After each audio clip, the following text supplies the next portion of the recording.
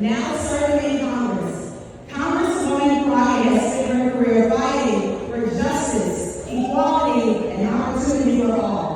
Tonight, she brings a message of inspiration and hope to us all. So, ladies and gentlemen, it is my honor, I wish my grandma was here, to introduce at this time Congresswoman Jasmine Crockett.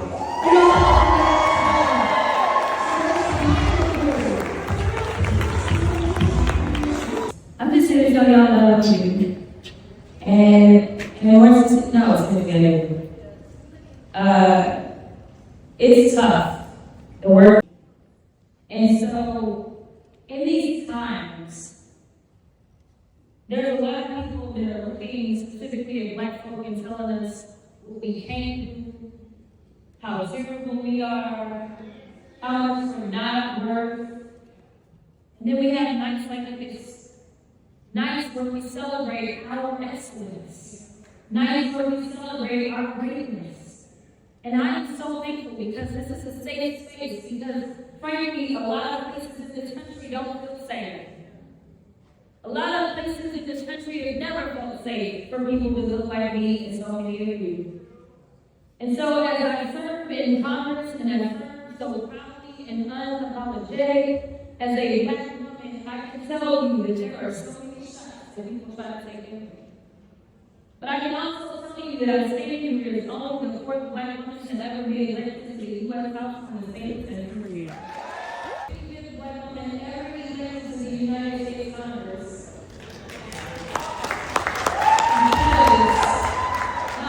Actually, I think it's terrible.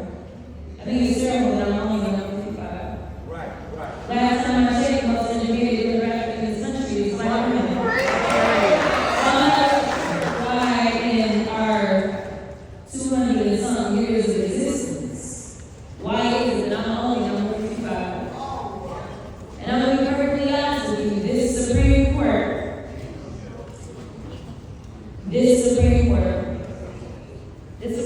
decided it specifically wanted to attack Black folk in Texas. Texas is the last state where Black folk even got word that they were free. And the first target on his back when he came back was right here on Texas.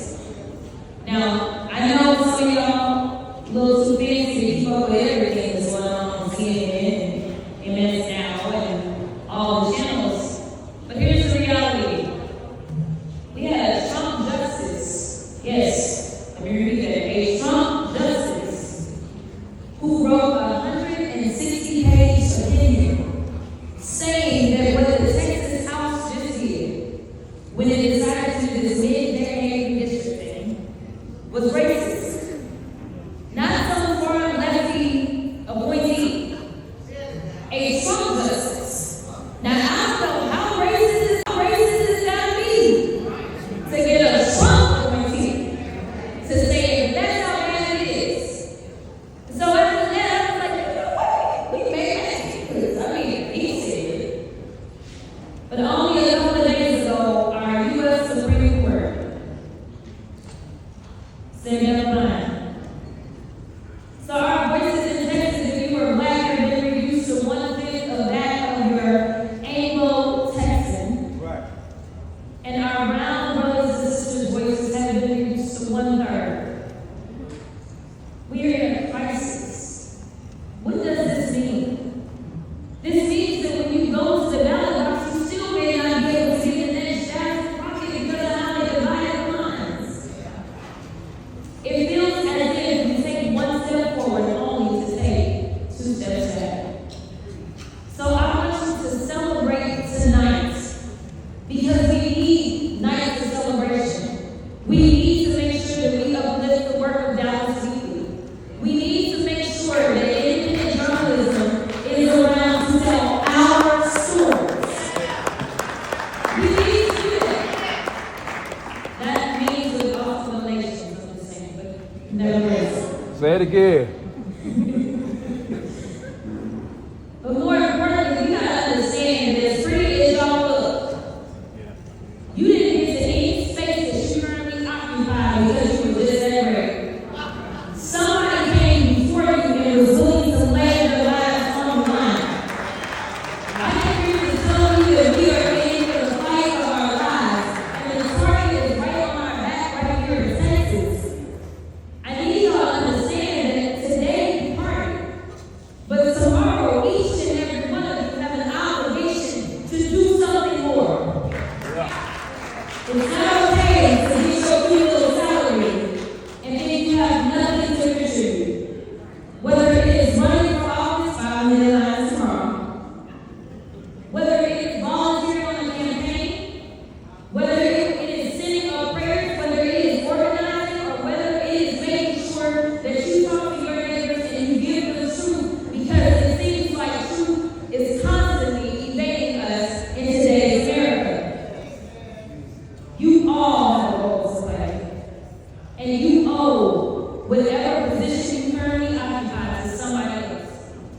So do your